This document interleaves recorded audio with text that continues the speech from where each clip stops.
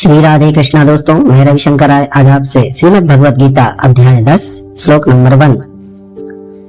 भूया एव महाबाहो शृणु मे परमं वचः यत् ते अहं प्रीयमाणाय वक्ष्यामि हितकाम्यया। श्री भगवान ने कहा, हे महाबाहो अर्जुन, और आगे सुनो, क्योंकि तुम मेरे प्रिय सखा हो, अतः मैं तुम्हारे लाभ के लिए ऐसा ज्ञान प्रदान करूंगा जो अभी तक मेरे द्वारा बताए गए ज्ञान से श्रेष्ठ होगा। तो यहाँ भगवान अपने ऐश्वर्यों का वर्णन कर रहे हैं। जो जो भगवान के विषय में कोई सुनता है तो वह भक्ति में रमता जाता है। मनुष्य को चाहिए कि भक्तों की संगति में भगवान के विषय में सदा श्रवण के करे, इससे उसकी भक्ति बढ़ेगी। भक्तों के समाज में ऐसी चर्चाएं केवल उन लोगों के बीच हो सकती हैं जो सचमुच कृष्ण भावनामृत के इच्छुक हो। ऐसी चर्चाओं में अन्य लोग भाग नहीं ले सकते। भगवान अर्जुन से स्पष्ट शब्दों में कहते हैं, क्योंकि तुम मुझे अत्यंत प्रिय हो, अतः तुम्हारे लाभ के लिए ऐसी बातें कर रहा हूँ। वे सृष्टि के पूर्व थे। अपनी सृष्टि से भिन्न सारे देवता इसी भौतिक जगत में उत्पन्न हुए हैं, किंतु कृष्ण अजन्मा है। फलतः वे ब्रह्मा तथा शिवजी जैसे बड़े बड़े देवताओं से भी भिन्न हैं। और चूंकि वे ब्रह्मा, शिव तथा अन्य समस्त देवताओं के सृष्टा हैं, अतः वे समस्त लोकों के परम पुरुष हैं। अतएव श्री कृष्ण उस हर वस्तु से भिन्न है जिसकी सृष्टि हुई है, और जो उन्हें इस रूप में जान लेता है वह तुरंत ही सारे पाप कर्मों से मुक्त हो जाता है। परमेश्वर का ज्ञान प्राप्त करने के लिए मनुष्य को समस्त पाप कर्मों से मुक्त होना चाहिए। जैसा कि भगवत गीता में कहा गया है कि उन्हें केवल भक्ति के द्वारा जाना जा सकता है, किसी अन्य साधन से नहीं। तो दोस्तों, मनुष्यों को चाहिए कि कृष्ण को सामान्य मनुष्य न समझे। जैसा कि पहले कहा जा चुका है, केवल मूर्ख व्यक्ति उन्हें मनुष्य मानता है। इसे यहाँ भिन्न प्रकार से कहा गया है।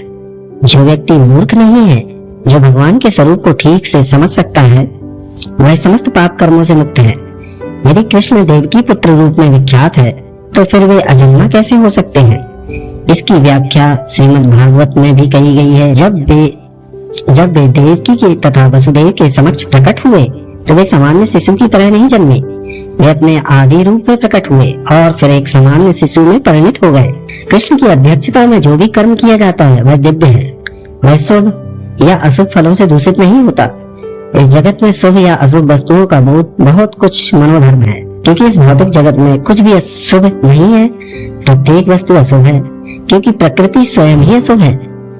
हम इसे शुभ मानने की कल्पना मात्र करते हैं। वास्तविक मंगल तो पूर्ण भक्ति और सेवा भाव से युक्त कृष्ण भावनामृत पर ही निर्भर करता है। अतः यदि हम तनिक भी चाहते हैं कि हमारे कर्म शुभ हों, तो हमें परमेश्वर की आज्ञा से कर्म करना होगा।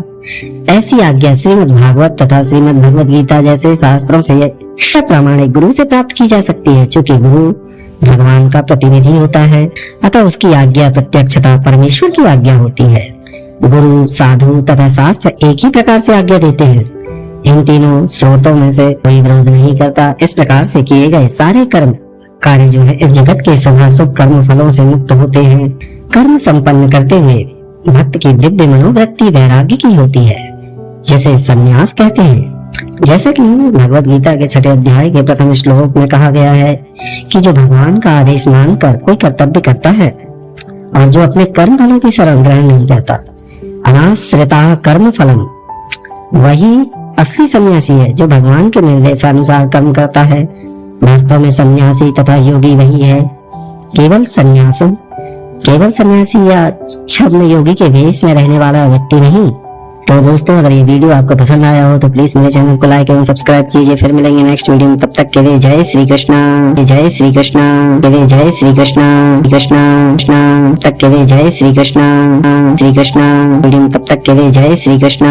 नेक्स्ट वीडियो में तब तक के लिए जय श्री कृष्णा, कृष्णा कृष्णा, जय श्री कृष्णा, श्री कृष्णा।